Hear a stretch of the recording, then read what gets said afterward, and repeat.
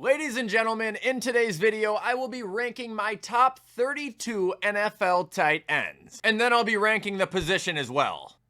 I'm kidding. Well, about the first part. Why did I even say that? Anyway, before we hop into the video, you guys know my plugs. Do not forget to use code WyattzWorld on G Fuel or Prize Picks, where you can save yourself a discount on any G Fuel products or match up to $100 of your first deposit. As always, I'm going to remind you guys that the NFL seasonal prediction windows have opened up on Prize Picks, but on top of that, so have the NBA seasonal predictions. I do think they're going to add more, but for right now, it's just 4 categories. But as always, play responsibly and let's get into the video.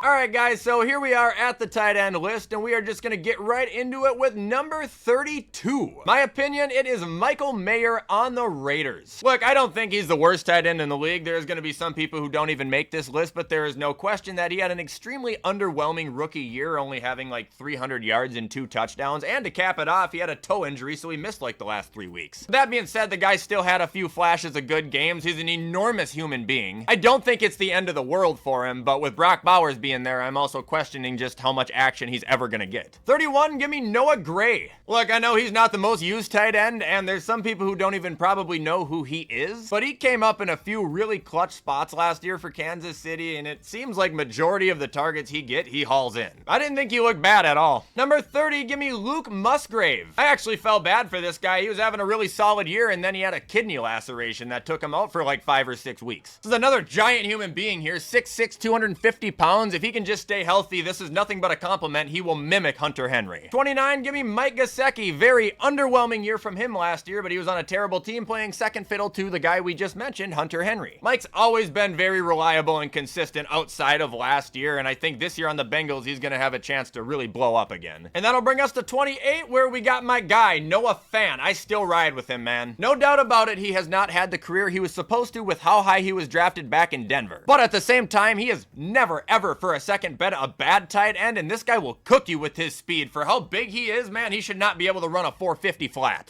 Moving on to 27, give me Tucker Kraft. He actually stepped in big when Luke Musgrave got injured for Green Bay. I mean, I didn't get to see any jaw-dropping, head-spinning plays out of him necessarily last year, but he was very consistent and extremely reliable, too. Moving on to 26, give me Pat Freiermuth. Now, he shit the bed last year. There's no secret about it. Yeah, he missed some times, but the guy just wasn't good, and you can blame the fact that they didn't have a quarterback, but they haven't had a quarterback the entire time he's been there. We've seen great things out of him in the previous years. We know he can be a fantastic player. We know he can be extremely physical, but we need to see that guy again, in that he was not here last year. Number 25, give me Gerald Everett. This guy's a crinkle cut French fry. You're not excited about him, but you'll take him and they will do their job for you. Every year he's right around 50 receptions, 500 yards, and 4 touchdowns. Not the best, but far, far, far from the worst. 24, Logan Thomas. He's had a weird career, man. I think he was a quarterback, then he switched to tight end, and he had a really good year in like 2020, then he's kind of gotten hurt and fallen down, and this last year kind of sprung back up, but was silent at the same time. I think he's a good player. He can moss the hell out of people. Definitely dangerous in the end zone, but he can also be kind of hit or miss. Number 23, give me Juwan Johnson out of New Orleans. Now, it's kind of unfortunate that he missed some time last year too, because 2 years ago he had a pretty damn good season. But this guy's a freak athlete, and at the end of this year, you could see he was starting to crank it back up because he had 3 touchdowns in the last 4 fucking games. You know who I blame for him getting hurt this year, even though it wasn't his fault? Derek Carr.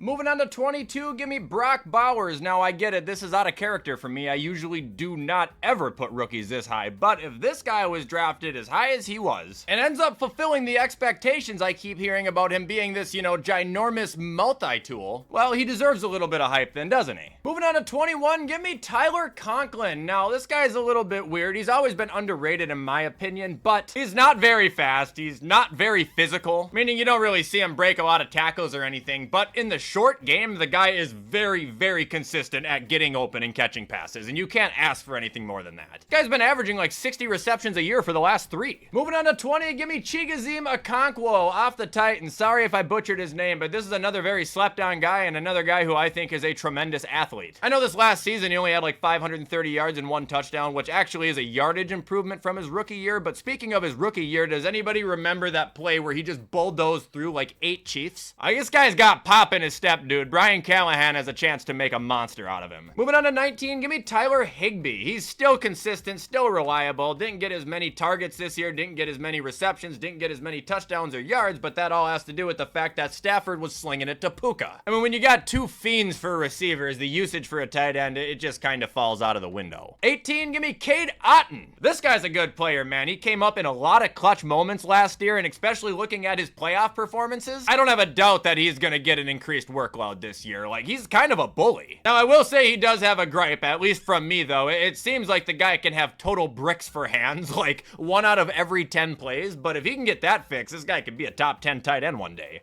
Moving on to 17, give me Isaiah Likely. Now, if he was on any other team where he was a full-time starter, this guy would be pushing into the top 10 conversation or already in it. He's got hands, man, and I mean hands. Dominant tight end, man. He's just stuck behind Mark Andrews, and he doesn't really get as much action unless Mark Andrews is hurt, and you don't ever want to see that. Moving on to 16, give me Hunter Henry, the big mattress. Now, I know this is kind of a repeating trend in this video about tight ends, but again, it goes to say how consistent and reliable this guy's been over a span of 7 seasons. On the Chargers with Phillip Rivers and Justin Herbert. On the Patriots, flip-flopping between Bailey Zapp, Mac Jones, and whoever else the funky bunch got there. This guy is always able to find a way to make himself an impact. Year in, year out. 15, give me Jonnu Smith. 50 receptions, 582 yards, and 3 touchdowns on a destroyed, broken, dismantled Falcons offense. Another one of those tight ends, too, who is very quick. He's able to break tackles. I'm not going to be shocked if he burns us once or twice this year when playing in Miami. 14, Dalton Schultz. He's another one of those tight ends who's proven himself to be pretty versatile throughout the league, meaning you can put him in different situations, different teams, give him different quarterbacks, and the guy's going to be able to find a way to get his value. And I know what you're thinking, oh, big whoop, he's played with CJ Stroud and Dak Prescott, tough life, right? He didn't do bad in 2020 when Andy Dalton started for 9 games in Dallas either, so that's saying something. And that brings us to 13, where I've got Dalton Kincaid. He was actually terrific last year, and a lot of the reason people don't think that is because he didn't do what you would expect a first-round draft pick to do. But there were multiple games throughout the season, especially at the end, where he took control and dominated. He was excellent in the playoffs. The guy's awareness is fucking ridiculous, how he can just keep his feet on the field and make basket catches as if he's prime Chris Carter. He's part of the reason I'm so comfortable with Diggs leaving. I think he is going to be the next Travis Kelce, and I hate talking like that, but he looks like an animal.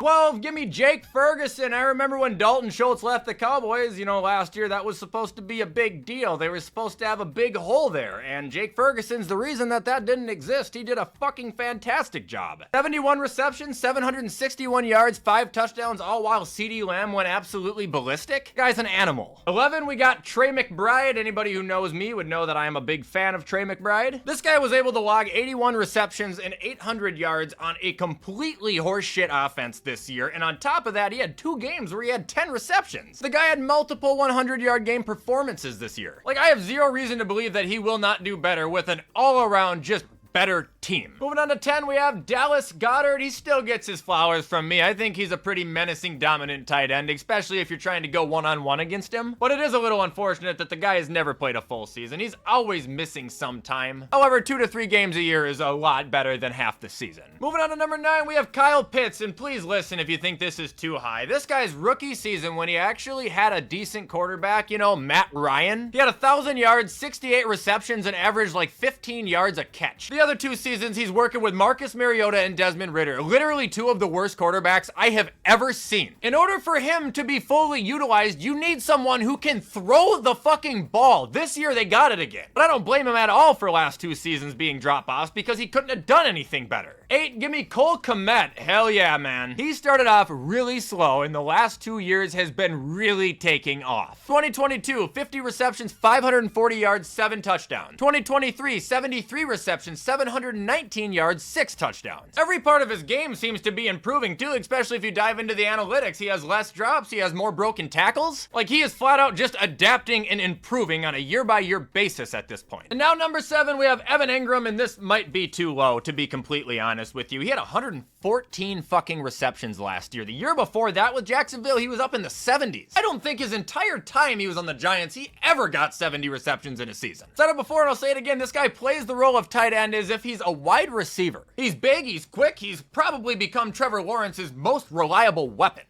All right, now we're moving on to the final 6, and I'm just gonna be honest, the reason I saved tight ends for last on my rankings is because the top 5 tight ends, I feel like just really don't change ever. But beginning with number 6, we have Sam Laporta. Now the problem with Sam Laporta is we've only seen him play 1 year. But in that 1 year as a rookie, he logs 86 receptions for 889 yards and 10 touchdowns. And let's not forget his postseason success either, scoring a touchdown in the playoffs and in the last playoff game this year, having 9 receptions for 97 yards.